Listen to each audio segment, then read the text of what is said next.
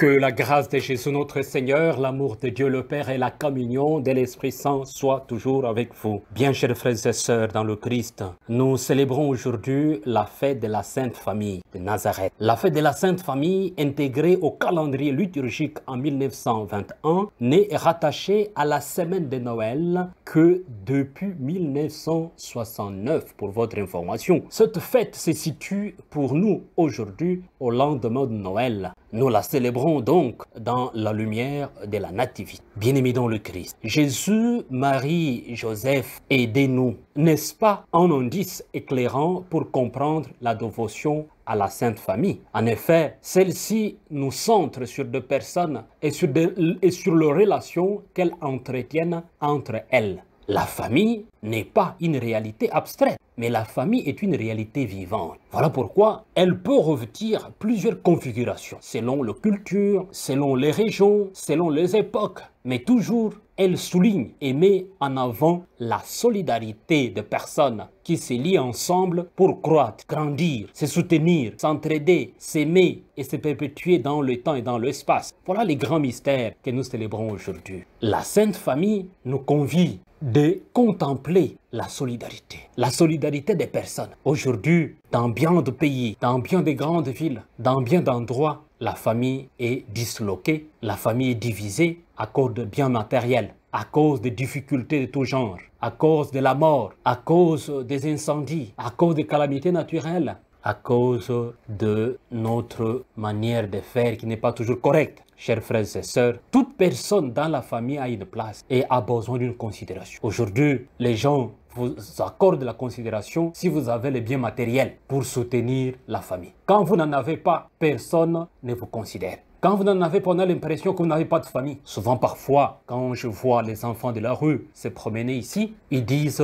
ils n'ont pas de parents. Ils disent ils n'ont pas de famille. Voilà pourquoi ils dorment à l'extérieur. Mais si un jour, un de ces enfants gagne la vie, a une position sociale dans la société, automatiquement, il a autant de frères, il a autant de sœurs, il a autant de cousins, il a autant de tantes, il a autant d'oncles, il a autant de familiers, il a autant de connaissances. Chers frères et sœurs, la dévotion à la Sainte Famille, c'est vraiment de grandir dans nos relations les uns les autres. Mais cette croissance, c'est dans la solidarité pour se soutenir mutuellement. C'est pour s'entraider, mais surtout c'est pour s'aimer. Nous le savons que la famille est le lieu où l'être humain apprend l'amour de la charité. C'est bien qu'en général, les bébés sont cajolés, les bébés sont caressés, ils ont de petits soins, traités au bon soin. Mais quand cela fait défaut, il y a une blessure. Et cette blessure peut faire souffrir quelqu'un toute la vie. Jésus a-t-il lui aussi appris l'amour de la charité dans sa famille de Nazareth? Certes, parce que cet amour qui habitait Marie et Joseph était, comme pour nous, ou comme pour nous tous, participation à Dieu lui-même, donc au Verbe. Et cet amour de la charité de la Sainte Famille, c'est l'incarnation. Dieu qui vient habiter parmi les hommes. Donc, la Sainte Famille nous est donnée comme un grand exemple. L'exemple de respect. Le respect total de chacun pour la personnalité et l'itinéraire des autres. Et on peut le voir tour à tour que Marie a une vocation spéciale. Et Joseph doit se soumettre à ces mystères. Chaque être humain, bien chers frères et sœurs, vit avec Dieu le secret d'une relation unique. Et quant à Joseph, les songes symboliques qui lui dictent sa conduite, 3 songes liés aux événements majeurs de la vie de la Sainte Famille, traduisent les dialogues sans cesse qu'il entretient avec Dieu. Jésus et Marie se soumettent à ces décisions de quitter le pays, d'aller en Égypte, et ainsi de suite. La même chose en ce qui concerne Jésus, il se doit aux affaires de son Père. Marie et Joseph ne comprennent pas, mais respectent la voie qu'il doit suivre. Luc chapitre 2, verset 50. De son côté, dans le détail de la vie, il leur est soumis. Voilà. Tout cela est très important pour nous, chers frères et sœurs. Pourquoi? Parce que dans beaucoup de couples, le mari peut être déconcerté par la manière de se comporter de sa femme. Réciproquement pour la femme, du comportement immodéré de son mari, par exemple. Pourquoi? Parce que quand les conjoints se choisissent, ils sont dans l'imagination, ou dans l'imaginaire, ou dans le rêve.